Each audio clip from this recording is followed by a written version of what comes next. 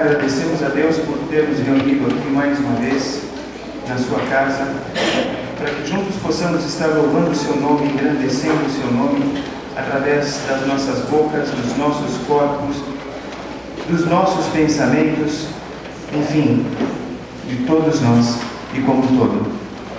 Nós iniciaremos nosso culto hoje cantando o hino de número 7 do cantor cristão. Quero convidar o irmão Ananias para estar à frente.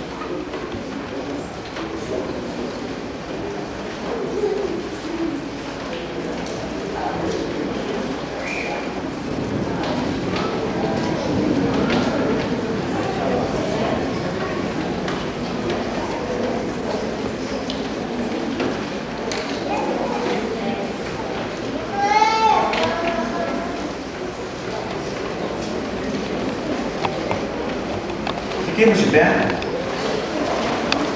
para entoar este primeiro hino.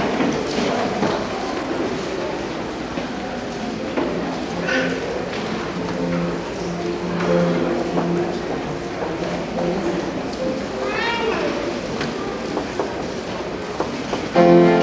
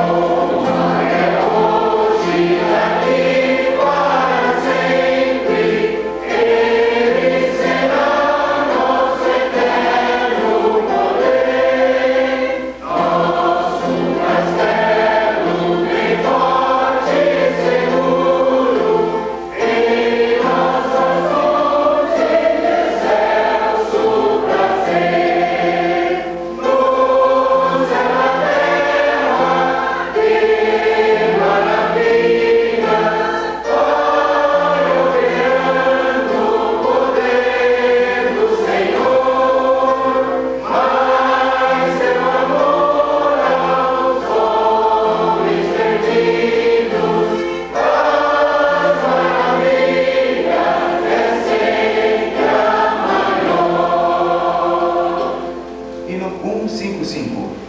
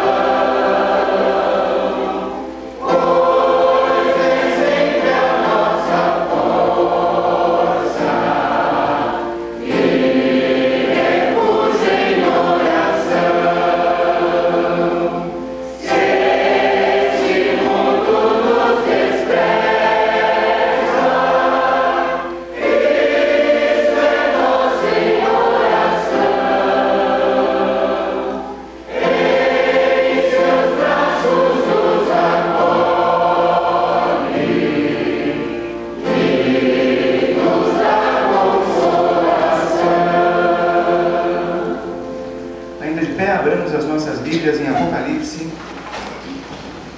capítulo 19, versos de 1 a 6. Apocalipse 19, versos de 1 a 6. Nós faremos leitura responsiva.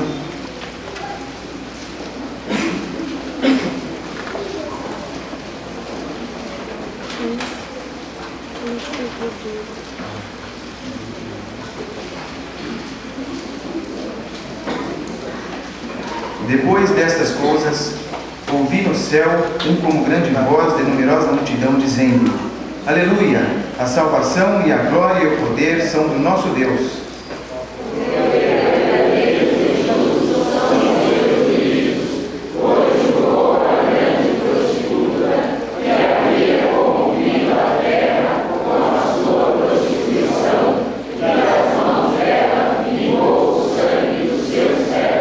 Segunda vez disseram: Aleluia!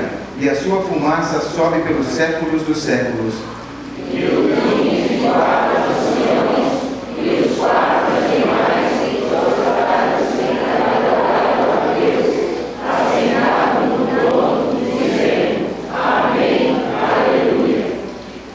Saiu uma voz do trono exclamando: Dai louvores ao nosso Deus, todos os seus servos, os que temeis, os pequenos e os grandes.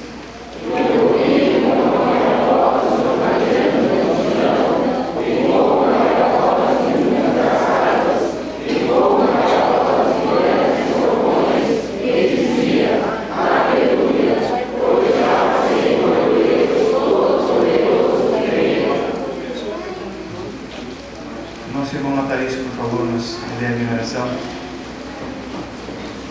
Senhor Jesus, estamos aqui, ó Pai, diante de Ti, Senhor, agradecidos por mais essa oportunidade, Senhor. O Senhor está estamos aqui na Sua casa, Senhor, para podermos louvar e também o Seu santo nome, Senhor.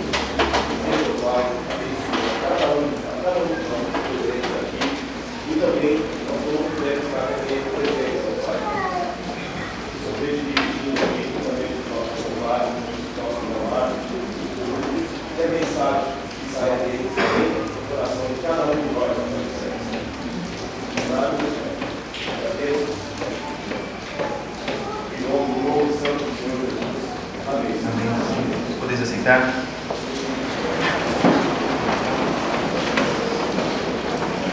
Nós passaremos um momento de comunicações. A irmã Fabiane tem um recado para nós.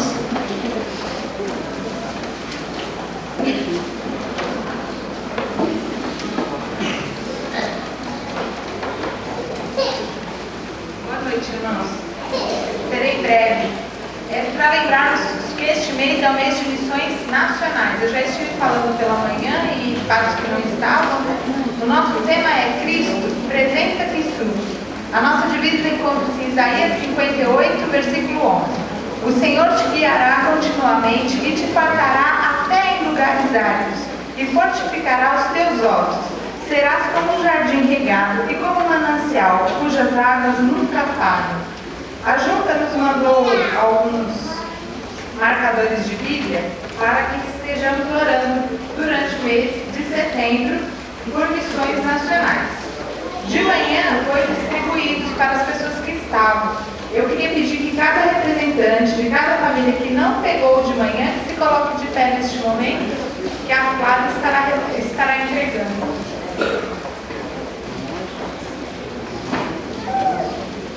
O nosso alvo é de R$3.600. Este alvo é o alvo da nossa igreja, ele é provisório, porque caso a junta proponha um novo alvo, este alvo estará sendo alterado. Se alguém mais quiser marcador, pode vir procurar após o culto, que eu pegarei.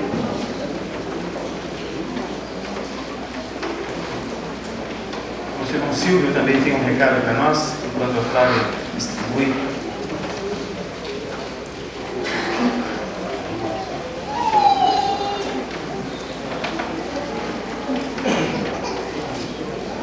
Boa noite, irmãos. Eu tenho um aviso aqui para os adolescentes e os jovens da nossa igreja. Nós estaremos participando do retiro no próximo dia 16 de outubro, tá? Aqueles que não participaram ainda, principalmente os adolescentes, a prioridade é deles, para que tenham oportunidade de participar. Custará R$52, tá bom? Espero que aqueles que estiverem interessados, aqui está a ficha de inscrição, estejam procurando eu ou a Alessandra. A Alessandra que se encontra ali no auditório de cima, tá? E há interesse de outras pessoas de outra igreja participarem, mas as vagas são limitadas, são 44 vagas só. Então eu espero que aqui mesmo a gente consiga lotar esse ônibus. Caso não haja uma procura, nós estaremos estendendo para outras pessoas que estão interessadas, tá bom? Obrigado.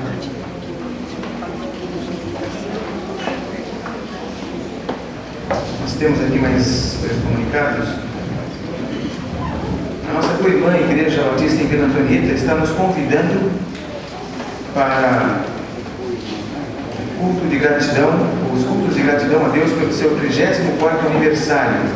Os cultos acontecerão nos dias 12 e 13 de setembro, no templo da própria igreja, praticamente.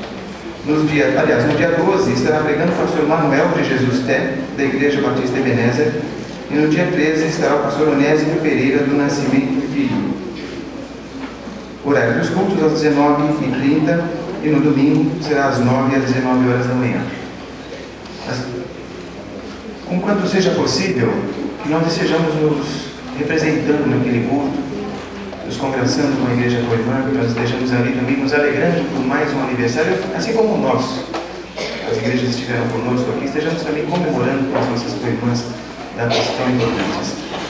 Então, nos dias 12 e 13 de setembro, Vila Antonieta, nós vamos fixar lá na porta para que fique ao alcance de todos.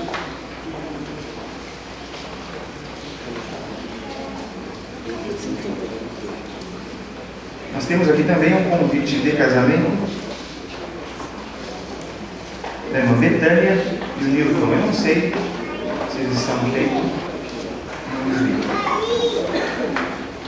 Então, convidam para a cerimônia religiosa do casamento Betânia e Newton a realizar-se às 19 horas do dia 12 de setembro de 1998, na Catedral Evangélica de São Paulo, a Rua Nestor Pestana, 152, Consolação.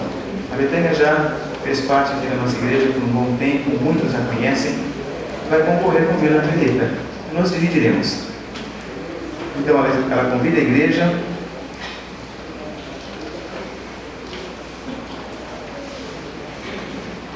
e convida também para uma recepção no Clube Atlético Azevedo Soares, a Rua Antônio Camargo, 140, Tatuapé. Somos 350 mais ou menos aqui. Espero que ela saiba o que tenha feito.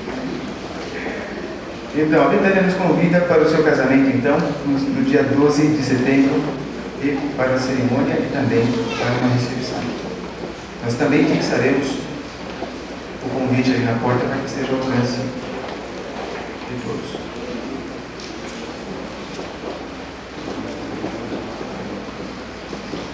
Nós passaremos agora à apresentação dos nossos visitantes. Eu não sei se a recepção esteve funcionando. Se não esteve, nós faremos agora mesmo. Sim, está.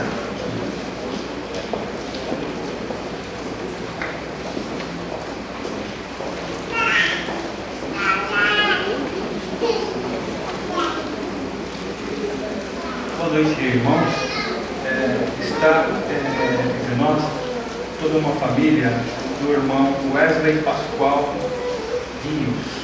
A gente gostaria de conhecer essa família. Se puder ficar em pé, muito obrigado pela presença. A esposa é a irmã Eliana Pedroso e as duas filhas, a Ellen e a Aline. Deus os abençoe. A nossa recepção não registrou a passagem de nenhuma outra pessoa. Se houver entre nós mais alguma pessoa nos visitando essa noite, a gente gostaria de conhecer, pedir para ficarem em pé, se puderem e quiserem. Aqui está. O senhor? Então? Muito prazer em ter você. Muito bem. Mais alguém? Sim.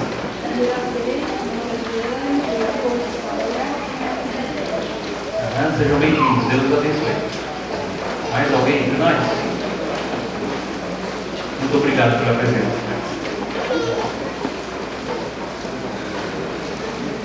O coro, então, tem espaço para uma primeira apresentação.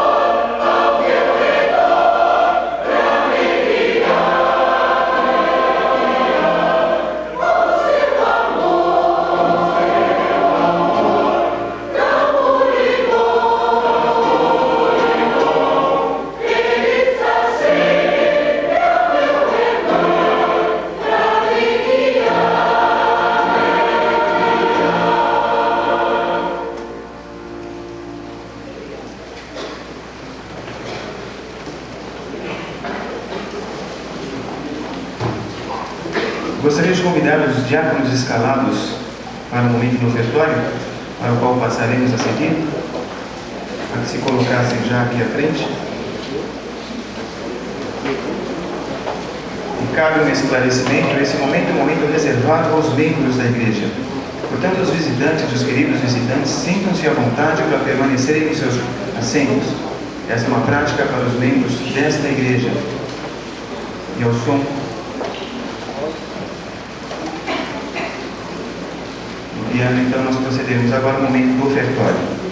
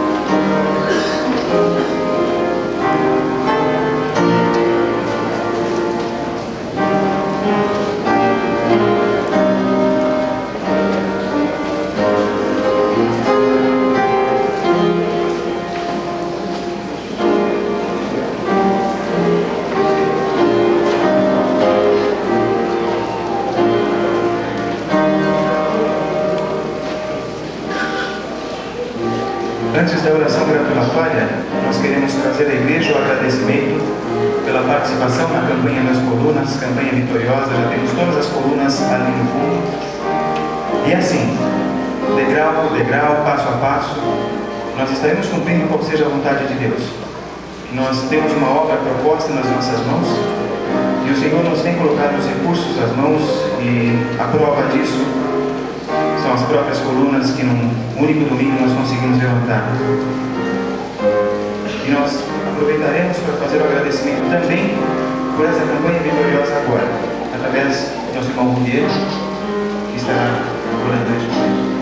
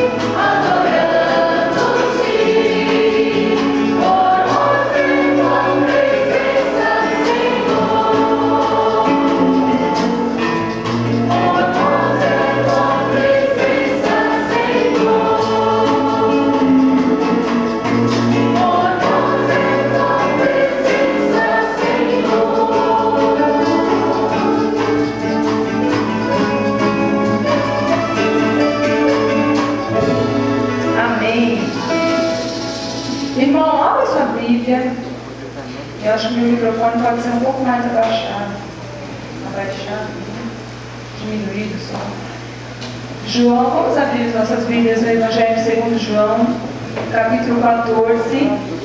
Vamos ler todos o versículo 21.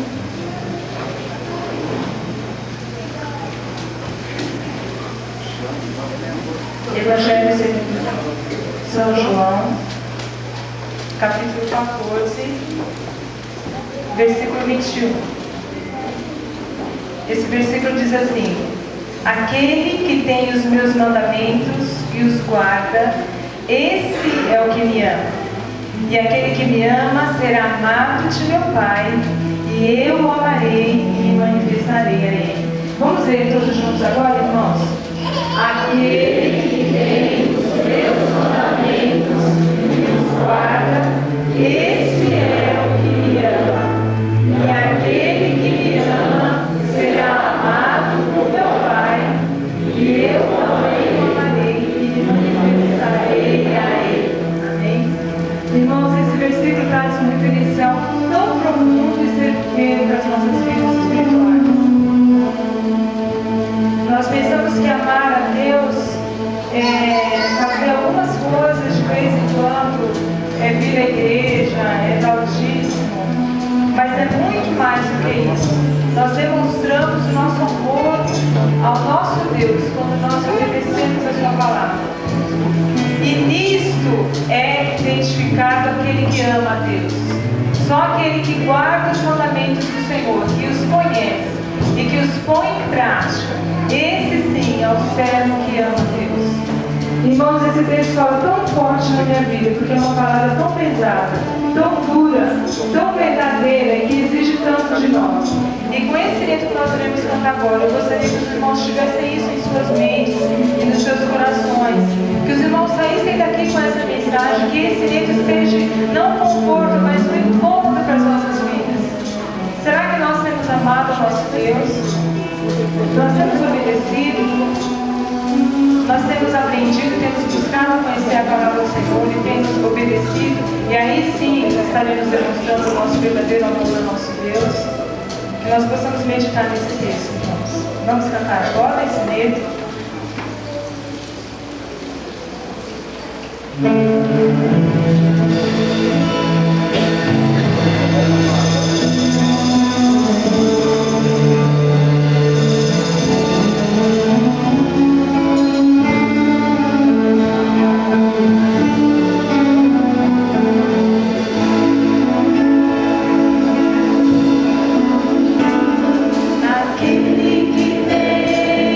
Os meus mandamentos e os guarda.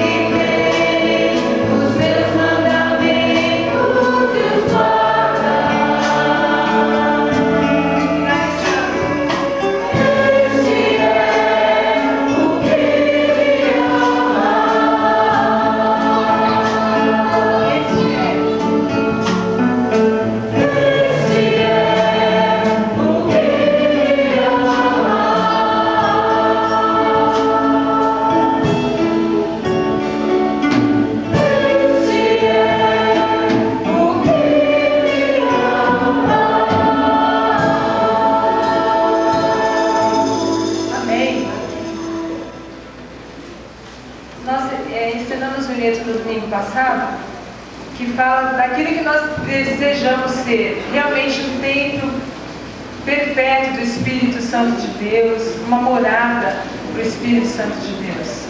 E hoje nós vamos cantar, eu sei que os irmãos já aprenderam, e vai ficar muito mais bonito do que domingo passado. Thank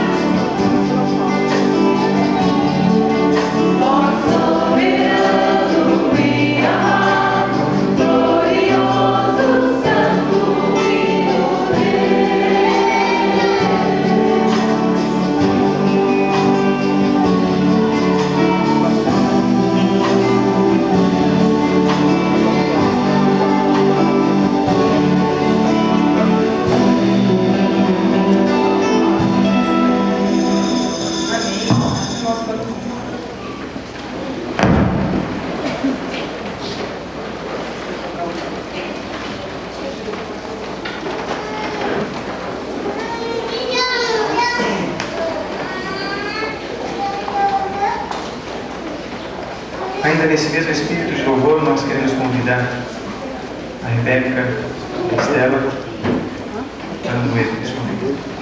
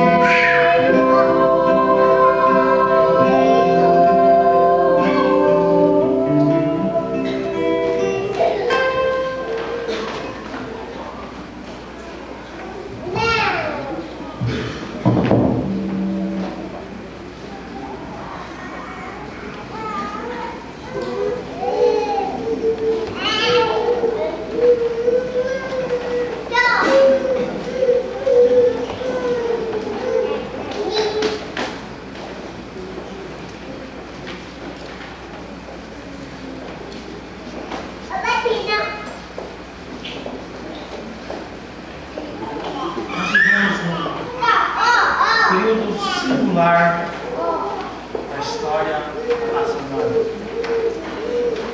Nós vivemos um tempo de absoluta desesperança. Se nós abrirmos os jornais, nós só encontramos as incertezas. Quando nós vamos em busca de respostas, a mídia só nos apresenta mais perguntas.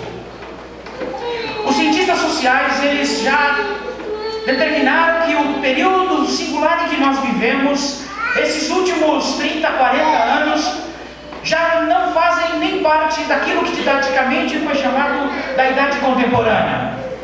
Aquele período que se iniciou na Revolução Francesa e que deveria vir até os nossos tempos, ele já teria se encerrado. Esse ciclo já se teria terminado há cerca de 40 anos atrás. O desenvolvimento tecnológico trouxe um novo período para a humanidade. Nova perspectiva, novas possibilidades, nova maneira de fazer as coisas, algumas grandes e enormes facilidades. Hoje nós podemos, em questão de 4, 5 horas, atravessar o nosso país, um pouco mais, em 10, 12 horas, podemos estar na Europa, em lugares que antigamente se deveria fazer em 2, 3 meses. Nós hoje temos dentro de casa, no sistema de mídia, informação do que acontece no mundo inteiro. Qualquer dona de casa recebe hoje dentro da sua casa qual foi o índice que deu na Dow Jones na Bolsa de Nova York, qual foi o índice que ocorreu no Japão, qual o que aconteceu em Hong Kong, na China, quais foram os desastres que afetaram a humanidade, ou o que aconteceu com o Bill Clinton, com os Estados Unidos, ou com o Boris Yeltsin. Mas esse homem, a despeito de tudo isso, continua um desesperado. Esse período tem sido chamado pelos cientistas de um período que eles denominaram pós-modernismo. É um período em que esse homem, psicologicamente, ele é um desesperançado. Ele é um homem que, por ter acesso a todas essas informações, a despeito dele ter tudo isso, ele sabe que é da sua fragilidade. É um homem que está minado pelo conceito do chamado existencialismo. A ideia de que nós só temos essa existência mesmo, e tudo o que nós temos é absolutamente o que tocamos, o que vemos. E nós seríamos somente o período curto de nossa existência que vemos e que temos. A ideia de que na vida, será que valeria a pena a existência? Será que o nosso viver tem importância? Que importância nós temos num universo tão grande? Haveria alguém que estaria olhando por nós? Esse homem desesperado, olhando para a razão, para a filosofia, chegou à conclusão de que nem sequer Deus poderia existir. Isso tem estado na mídia, no sistema de informação, nos sistemas de educação em que nós vivemos. E esse tipo de coisa tem levado ao homem à conclusão de que as coisas são relativas, que não há mais o absoluto. Se não há o absoluto das coisas, no sentido de que o que era ontem já não é mais hoje, de que a informação que eu tinha ontem não me vale mais, a formação que eu recebi para me tornar um profissional não serve para hoje. A cada dia que passa eu estou defasado em relação àquilo que as pessoas que me dão trabalho precisam de mim. E que isso também, de algum modo, estaria ligado à moral. Não há mais padrões, uma sociedade que não consegue mais ter padrões fixos em que os pais, por exemplo, possam passar para os seus filhos. Os pais estão desorientados. O sistema educacional, não só do Brasil como do mundo, está desorientado, sem saber quais são os valores que devem ser passados. Aliás, a pergunta da sociedade: haverá algum valor? E esse homem vive para o hoje, para o aqui, para o agora. Ele é materialista. Mas ao mesmo tempo de tudo isso, esse homem se torna cada dia mais violento. Atribuía-se a violência, por exemplo, a uma relação direta com o estado de pobreza. Temos gente da classe média alta nos cruzamentos da cidade de São Paulo praticando assaltos. Alguns dos crimes mais hediondos que hoje se cometem nos Estados Unidos são cometidos por jovens que têm tudo que uma sociedade moderna pode lhes dar, mas eles cometem crimes hediondos. E o sistema tem tentado colocar na mente das pessoas que tudo é relativo. Aliás, tudo vale, desde que você tenha prazer, desde que isso lhe dê satisfação. É uma sociedade hedonista que se preocupa somente com a satisfação pessoal, individual. Nesse sentido, não há uma relação firme, não há uma relação entre marido e mulher estável, não há uma relação entre pais e filhos, não há uma relação de autoridade. E às vezes nós crentes somos tomados de assalto por essas ideias, desse sistema que vem nos tomar. nos tornar também relativos. Mas a pergunta que nós fazemos, será que as coisas são tão relativas assim? Haverá um modo que nós, como crentes, podemos viver numa sociedade desse modo e sermos pessoas que agradam a Deus? Será que existe um padrão para essas coisas? Deus estabeleceu algum modo que nós podemos nos proceder, que nós podemos fazer as coisas de modo que nós tornamos pessoas como Deus agrada? A Bíblia diz que sim. No começo do culto, nós lemos o capítulo 19 de Apocalipse. O capítulo 19 de Apocalipse, isso é um hino de louvor e de agradecimento a Deus. Porque Deus vai vencer, Jesus vai vencer, o nosso Deus é vitorioso. Mas qual seria a resposta para nós? Que tipo de modo de vida nós deveríamos ter para ser pessoas, para ter discernimento de quando essas coisas relativas estão tentando nos ensinar e nós colocarmos os valores eternos, os valores absolutos? Vamos abrir as nossas Bíblias no livro de Efésios, lá no capítulo 5, vamos lá para o versículo 15. Nós já tivemos a oportunidade de compartilhar isso com alguns irmãos, nós tomamos liberdade deles de repartir agora com mais um grupo mais numeroso de irmãos. Efésios capítulo 5, a partir do versículo 19. Gostaria que todos os irmãos achassem. Tente localizar a pessoa que está perto de você, que não tem o texto. É importante que todos nesse instante tenham acesso ao texto que nós vamos ler nessa noite. Efésios capítulo 5, versículo 19 até o versículo 21.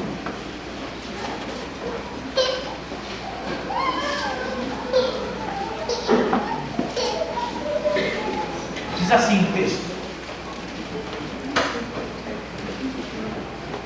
Versículo 15. Portanto, vede prudentemente como andais, não como nécios, mas como sábios, remindo o tempo, porque os dias são maus.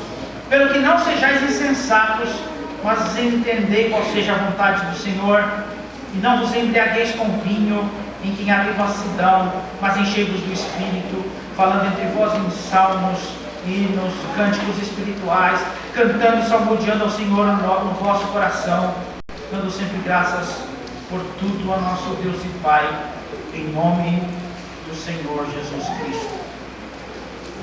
O texto inicia com uma advertência. Ele diz o seguinte, o texto: portanto, vede prudentemente como andai. Mas toda vez que nós temos na Bíblia expressões tal, por causa, portanto, isso é uma conclusão, isso tem de algum modo está relacionado normalmente com o que vem anteriormente. O que esse portanto desse nosso texto está relacionado? Nós precisamos ir atrás, para poder entender do que ele está falando. Só para nós entendermos, a carta de Paulo aos Efésios, ela tem uma divisão muito clara. Os 3 primeiros capítulos, Paulo trata das questões de doutrina, de ensino, aquilo que permeia os princípios, a base do que somos e do que nós cremos. É lá que você vai ver registrado de onde você e eu fomos tirados. No capítulo 1 ele começa a dizer das grandes coisas que eu e você temos por termos aceito a Jesus. De lá, bendito seja o Deus e Pai do nosso Senhor Jesus Cristo, que nos abençoou com toda a sorte de bênçãos espirituais em Cristo Jesus nas regiões celestes. Ele fala das bênçãos que tem aqueles que foram chamados para serem santos, daqueles que foram chamados para serem de Deus. Mas ele diz, ele adverte, ele nos lembra que nós, eu e você, anteriormente, lá no capítulo 2, andávamos desgarrados, perdidos, separados. Nós não queríamos saber de Deus.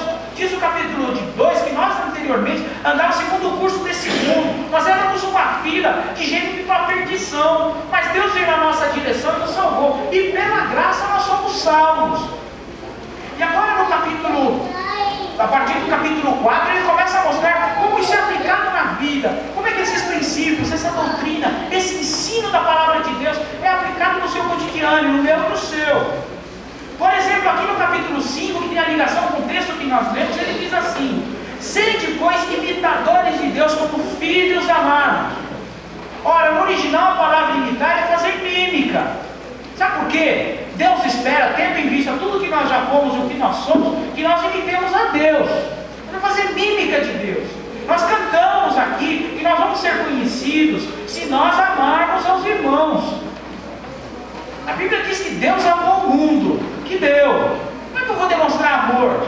É dando de mim, do meu tempo, é dando do meu carinho, é dando dos meus recursos para aqueles que assim necessitam. se eu tenho, se conforto, dando de mim. Eu vou mostrar que eu estou imitando a Deus. Mas o texto diz assim: e andai em amor, continuamente, habitualmente. Característica de gente que foi salva por Deus é o amor, é uma atitude em relação às pessoas, inclusive pelos perdidos, que estão nas ruas, nas esquinas, nos becos, sem sair, uma geração sem saída. Mas ele diz assim, que nós devemos, lá no versículo 3, devemos a prostituição e toda sorte de impureza e cobiça não se deve nomear entre nós. A palavra cobiça, o desejo desenfreado. Ele diz ainda aqui, no versículo 4, nem a torpeza, não é? São as coisas indecentes, vergonhosas, conversa tola, não é? Grosserias, vulgaridades, mexericos fúteis. No original é bobagem, coisa sem sentido. Devemos largar. Gente que se encontrou com Deus não vive perdendo tempo com isso. E diz ainda, nós devemos largar, uma palavra estranha aqui, chocarrice. O que quer dizer isso? São coisas inconvenientes. No original, é gente que fala demais e não fala nada. Mas aí ele diz, mas pelo contrário, ações de graça. Se nós encontramos a Deus, fomos salvos por Deus, nós temos noção do que está escrito lá no capítulo 1 e capítulo 2 de Efésios, na nossa boca tem que brotar ações de graça. Porque nós entendemos Deus, entendemos quem nós éramos e vamos entender o que Ele fez por nós. Não conversa tola, inútil, de muito falar, mas a conversa de ações de graça, de louvor e adoração a Deus. Mas ele continua no versículo 6, olha, ninguém se engane, não vos engane com palavras vãs, pois por estas coisas vem a ira a Deus. Não caia nisso, não caia nisso que a mídia vem dizendo, não caia nisso que os sociólogos vêm dizendo, não caia nessa história que os historiadores e os cientistas sociais vêm dizendo, porque sobre determinadas coisas que eles ensinam, vem a ira de Deus, que contraria a palavra dele. Versículo 8 ele diz assim, andais como filhos da luz. Deus espera que vocês sejamos lâmpadas ambulantes. É isso literalmente que Ele espera de nós. Versículo 11, não vos associeis com as obras infrutuosas das trevas, antes porém condenai-as, porque até o que eles fazem no oculto, lhes vê-lo é vergonhoso. Não é só não fazer, mas está falando dos outros pais. A televisão tem muito disso, a gente fica comentando certos programas na televisão, crentes assistem e ficam comentando, você viu, falou. Certas coisas que eles fazem, até comentar, é pecado, é vergonhoso. Mas o versículo diz, portanto, tendo em vista todas essas recomendações, tendo em vista todos esses ensinos, esse desejo de Deus, nós sendo gente diferente, vede prudentemente como vocês andam, não como necios, é louco, mas como sábios. O que é sabedoria? Primeira coisa, a sabedoria não tem a ver com o conceito talvez ocidental que nós temos. Sabedoria não é um conjunto de informações que você adquire ao longo do tempo, ou informações que você adquire por sentar no banco escolar. Não, a Bíblia não fala disso. Do ponto de vista de Deus, sabedoria é outra coisa. Também não é uma realização intelectual, um exercício da mente para obter uma série de informações e como manipular essas informações. Também não é disso. Mas a sabedoria, do ponto de vista de Deus e do ponto de vista da Bíblia, começa com o conhecimento de Deus. Diz lá no capítulo 1 de Provérbios, no versículo 7, diz que o temor do Senhor é o princípio da sabedoria. Você quer ser sábio, tem que começar a temer a Deus. Pensa a sabedoria, obter sabedoria é temer a Deus. Começa com o conhecimento de Deus e evitando tudo que lhe desagrada. A palavra temer é ter medo. A Bíblia diz que o diabo tem medo de Deus. Não é isso. Temor de Deus é levar em conta, levar em consideração. Um filho obediente que tem temor do seu pai, ele obedece. Não é temor porque ele tem medo. Ele sabe, meu pai sabe o que está falando. Meu pai disse para eu estudar, é porque é para eu estudar. Isso é ter temor. É para eu não chegar na hora, porque meu pai sabe o que está falando. Isso é ter temor. Temor a Deus é a mesma coisa. Ele diz para que nós vamos obedecer os seus mandamentos, por isso que nós cantamos. Se nós queremos ser sábios, nós vamos obedecer os seus mandamentos. Então, a sabedoria é viver de acordo com um padrão, fugindo do que é contraditório, do que é impróprio. O padrão é o nosso. O padrão é Deus. Lembra que diz no primeiro versículo do capítulo 5? Fazer mímica de Deus. Nosso padrão é Deus. Então, a sabedoria é olhar para a vida com os olhos de Deus. Não é o que eu acho. Não é o que eu penso, é olhar para a vida com os olhos de Deus e o perceber o que Ele está fazendo. E que movimento Deus está envolvido, meu irmão? Olha para o lado, olha para frente. Em que movimento Deus está envolvido? Olhar com sabedoria, olhar a vida e ver aonde Deus está se envolvendo. Em que atividade Deus está querendo ir. Aonde Deus está querendo mexer. E então se envolver nisso. Sabedoria. Era vir os olhos com a vida de Deus, buscar aonde Deus está se envolvendo, onde Deus está mexendo, onde Deus está agindo, para que direção Deus está indo, e se envolver nisso. Isso é sabedoria. E ele diz assim, olha, então sejam sábios. Como é que nós podemos ser sábios, então? Tem muitos movimentos que aparecem por aí, e as coisas que tentam nos ensinar, que contrariam a isso. Como é que eu posso ter um padrão para viver uma vida sábia? A primeira delas, ela aparece no versículo 16. Olha o que diz aí no versículo 16. Primeira recomendação é remir o tempo, porque os dias são maus. A palavra remir o tempo nós podemos colocar de outra maneira: aproveitar a oportunidade. Tecnicamente, esse nome é um nome técnico, é um nome de gente que trabalha com comércio. E normalmente, uma sociedade que tem um sócio, quando a gente é convidado para ir para uma sociedade desse tipo, eles dizem: olha, você vem porque nós vamos repartir o lucro. Mas na verdade não é isso. Só você vai repartir o prejuízo. E a palavra técnica que aparece aqui era como se você tivesse uma sociedade com uma outra pessoa. Você tem 50% do negócio e ele tem outros 50%. E alguém olhasse para o seu negócio, fizesse uma análise e dissesse para você: amigo, esse negócio que você tem é fabuloso, é fantástico, é um negócio que vai dar lucro rápido, rápido, rápido, rápido. Faz uma coisa, compra a parte do seu sócio, dá uma rasteira nele, derruba ele. Mas eu não tenho dinheiro.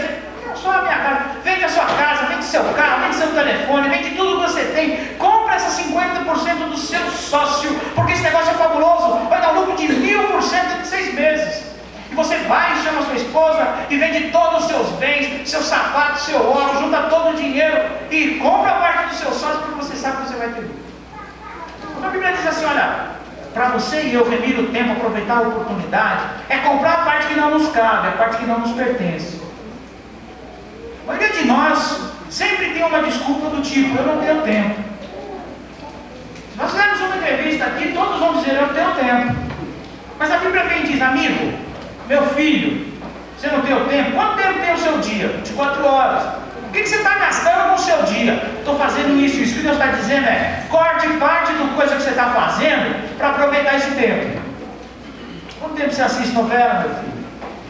Corta um pedaço disso, largue disso, vai ler mais a Bíblia, vai estudar mais. Eu não tenho tempo para isso, não tenho tempo para aquilo. O que a Bíblia está dizendo, estando comigo e contigo, é que se nós quisermos viver uma vida sábia, a primeira coisa que nós vamos fazer é aproveitar a oportunidade, é aproveitar o tempo. Os gregos, eles idealizavam, eles tinham uma ideia de oportunidade muito interessante.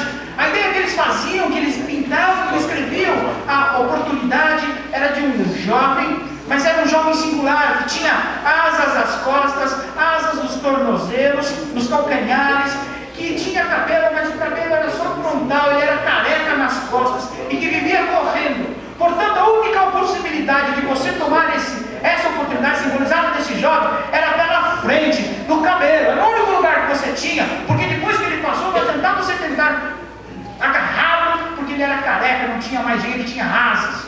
A oportunidade é isso, é esse tempo que você tem agora, você não tem mais amanhã. O primeiro jeito de nós sermos sábios, vivermos o tempo, aproveitarmos a oportunidade. Sabe por quê? Olha o que diz o versículo 16: porque os dias são maus. Não dá tempo mais de mudar, mas dá tempo de ficar sentado. Nós não temos mais tempo de ficar esperando. Os dias são maus. Primeira coisa para sermos sábios: aproveitarmos a oportunidade, aproveitarmos o tempo que Deus nos deu. Segunda coisa para nós tornarmos pessoas sábias é compreender a vontade de Deus. Olha o que diz o versículo 17: pelo que não sejais insensatos, mas entendeis, ou seja, a vontade de Deus. Segunda coisa que nós precisamos fazer para nos tornarmos pessoas sábias é saber o que Deus pensa, o que Deus quer. Qual é a vontade de Deus? A vontade de Deus bate com a sua, é a mesma que você tem, Ele vai para o mesmo lado que você vai. Capítulo 12 do livro de Romanos, os 2 primeiros versículos, diz que rogo-vos, pois, irmão, pela compaixão de Deus, que apresenteis os vossos corpos em sacrifícios vivos, santos e agradável a Deus, que é o vosso culto racional. E não vos conformeis com este mundo, mas transformai-vos através da renovação do vosso entendimento, para que experimenteis qual seja a boa, agradável e perfeita vontade de Deus. Deus tem a vontade dele, e a vontade dele é manifesta, e você precisa saber qual é essa vontade. Existe a vontade de Deus absoluta, universal. A Bíblia diz, por exemplo, que Deus não quer que nenhum se perca. Nem o motoboy do quarto Deus quer que se perca. Deus não tem prazer na morte do ímpio. Deus não quer que ninguém absoluto. É a vontade de Deus absoluta em relação à humanidade. Mas Deus também tem uma vontade para você. Deus tem uma coisa especial para você. Você não veio por acaso, você não está por acaso. Sua vida não é uma obra de circunstâncias que meramente se juntaram para lhe formar, mas Deus tinha um plano.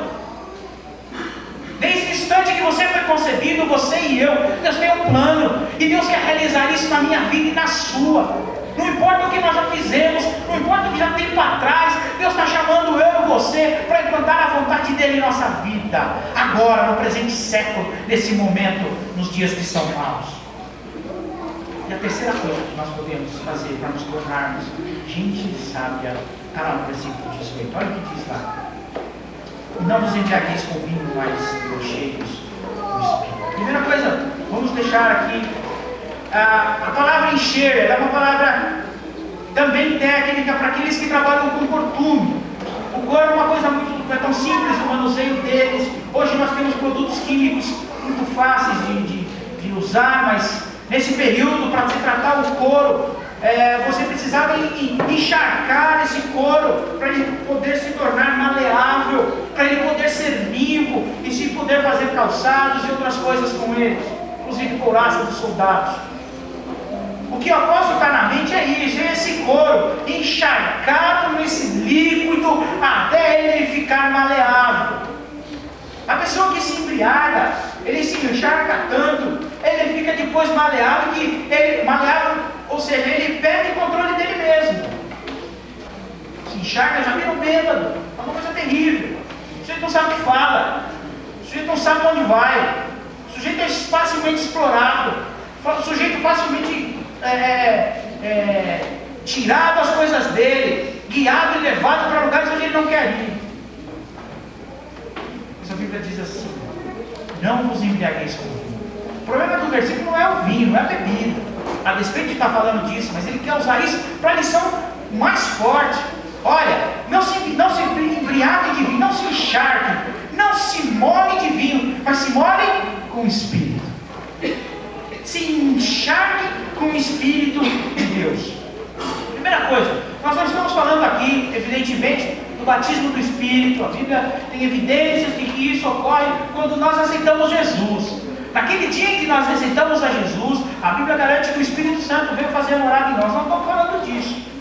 Nós estamos falando de uma vida tomada pelo Espírito que tem poder sobre nós. Assim como a bebida toma conta do bêbado, o Espírito toma conta de nossa vida e nos guiar. Nós somos guiados por Ele. Na segunda, na terça, na quarta e todos os dias da nossa semana. No jogo de futebol, nas brincadeiras, nas nossas conversas, sermos absolutamente tomados pelo Espírito. Ele está sob a sua influência continuamente. Ele diz assim: olha, não se encharquem com o vinho, com a bebida, mas continuamente continuem se encharcando com o Espírito, enchendo-se do Espírito constantemente. Mas como é que nós podemos fazer isso? Isso é uma ordem. Como é que nós podemos fazer isso? Primeira coisa é negativamente, vamos pensar negativamente o que nós não devemos fazer. Capítulo 4, versículo 30 diz assim: e não entristeçais o Espírito Santo de Deus, no qual foste selado para o dia da redenção. Primeira coisa negativa, não entristecer o Espírito. Ou seja, cuidar das nossas cobiças, das nossas paixões, das nossas inclinações. Para que lado nós estamos indo? Nós entristecemos o Espírito na medida em que nós vamos para o lado que Deus não quer que nós vamos. Segunda coisa é não isso, nós não devemos extinguir o Espírito. O Espírito está no nosso exterior nos estimulando. Abraça ele, vai lá na casa dele, visita. O Espírito é que diz isso para você. Ah, não, agora não, estou muito ocupado, agora eu não posso fazer. Nós extinguimos o Espírito na medida que nós não vamos atendendo. Olha o que você está fazendo, olhe para o fulano, olhe para o Beltrano. Largue dessas bichinhas, dessas coisinhas que você tem. Mas nós vamos fechando, nós vamos extinguindo o Espírito. Mas nós podemos pensar positivamente. 1 Coríntios 6,19 diz o seguinte: ou não sabeis que o nosso corpo é santuário do Espírito Santo que habita em vós, proveniente de Deus, que não sois de vós mesmos? Não, mas nós podemos lembrar que o Espírito Santo habita em nós. Nós que cremos em Jesus, recebemos a Jesus como nosso Senhor, a Bíblia garante que o Espírito Santo mora em nós. Nós somos a habitação dele, nós somos o templo do Espírito. A primeira coisa que nós vamos fazer é lembrar disso. A segunda coisa que nós precisamos é desejar a sua companhia, ou seja, se inclinar para os mesmos lados que ele está indo. 2 Coríntios capítulo 13, no finalzinho desse texto, 2 Coríntios capítulo 13, versículo 13. A graça do Senhor Jesus Cristo, o amor de Deus e a comunhão do Espírito Santo sejam com todos vós. Paulo ora para que aqueles irmãos tenham a companhia de Deus, para que eles desejam ardentemente ter Deus com eles, caminhando no mesmo lado que eles vão, nas conversas que eles estão, nas ações que eles estão fazendo, nas coisas que estão pensando, no que está gastando o seu tempo. A terceira coisa que nós podemos fazer é prestar atenção às suas sugestões. Filipenses 2, versículo 12 e 13 diz assim: de sorte que, meus amados, assim como sempre obedecesse, não só na minha presença, mas muito mais agora na minha ausência, assim também efetuai, ou seja, mantei a vossa salvação com temor e tremor, pois Deus é o que opera em vós, tanto querer como efetuar, segundo a sua boa vontade. Deus está disposto em fazer de mim e você coisas fantásticas em nossa vida, porque Deus é que vai operar em mim e você por querer e efetuar. Ele que impulsiona a que nós façamos determinadas coisas. Em 2 Pedro capítulo 1, versículo 21.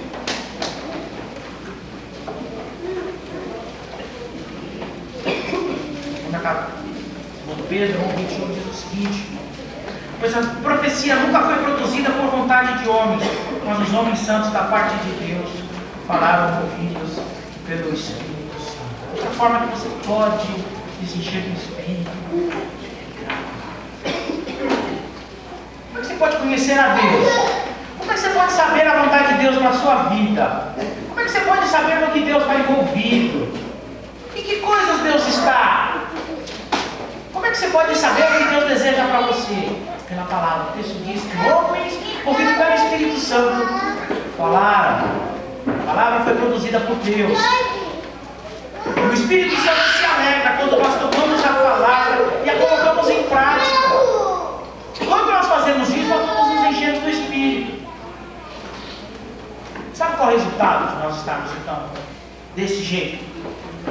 Se nós nos enchemos do Espírito, diz aqui o texto, que vão acontecer pelo menos duas coisas. Pode estar diz aqui o versículo 19.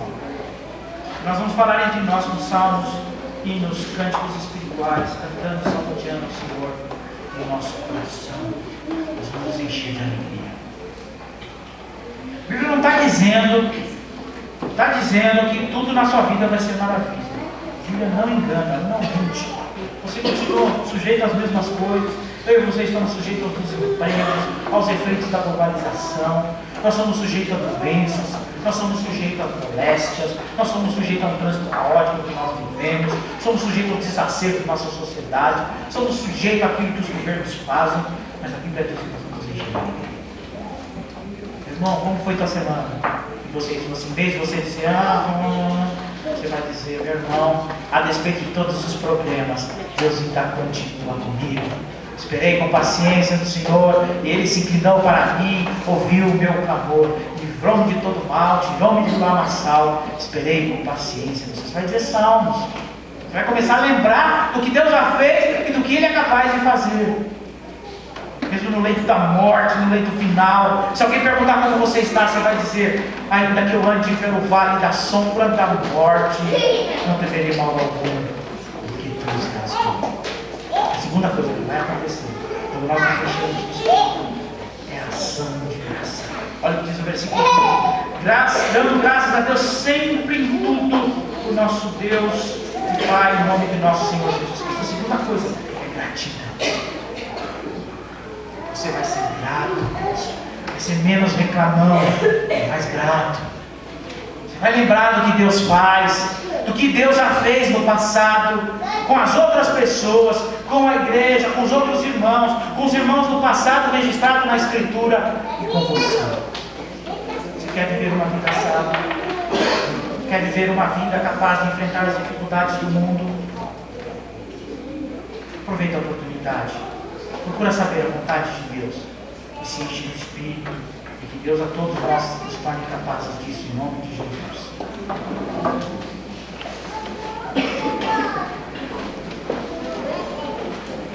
Agora vamos para a sua apresentação.